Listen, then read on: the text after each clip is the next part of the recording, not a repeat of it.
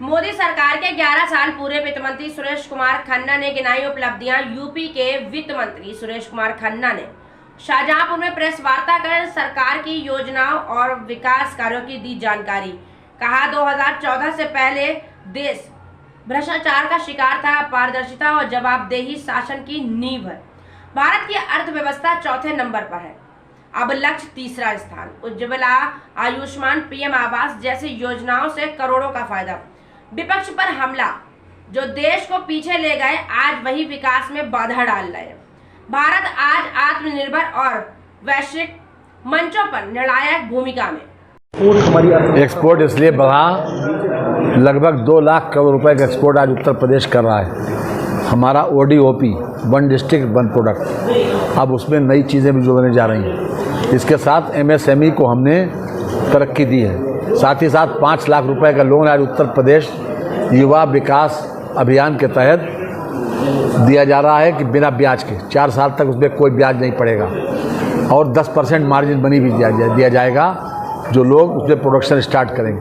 और ऐसे पिछले यानी कि जनवरी 2025 से योजना लागू हुई। उसमें जो पिछले साल के बच गए थे वो भी इसमें शामिल करके 2025-26 में हम 1.5 लाख ऐसे लोगों को बिना ब्याज के लोन दे रहे हैं, 5 लाख रुपए तक का, कि जो लोग हुनर तो जानते हैं लेकिन उनके पास पैसा नहीं। ऐसे लोगों को न गारंटी चाहिए न ब्याज देना और 10% मार्जिन मनी भी देना, ये अपने आप में बहुत बड़ी बात है। दूसरी बात, मुख्यमंत्री स्वरोजगार योजना के तहत 25% तक की सब्सिडी अभी तक दी जा रही है। तो ये हर तरह से उत्तर प्रदेश में इंडस्ट्री को आगे बढ़ाने के लिए काम किया गया और उसी आधार के ऊपर नीति आयोग का आंकड़ा है ये कि 6000 लोग गरीबी रेखा से बाहर आए। आप एक आंकड़ा दे सकते हैं, जो उभरते हुए देश है, घरेलू कर्ज की बात करें, जो उभरते हुए देश है, उन देशों को मुकाबले 7% जो हमारा कर्ज का कम हुआ है, उत्तर प्रदेश हम कहाँ पर है आज? उत्तर प्रदेश 53,700 करोड़ रुपए का हम ब्याज देते हैं इस साल। अर्थात अगर डेवलपमेंट के लिए चाहिए पैसा तो हमको ब्याज कर्जा लेना पड़ता है। हमने बहुत बड़ी बड़ी योजनाएं लॉन्च कर रखी है।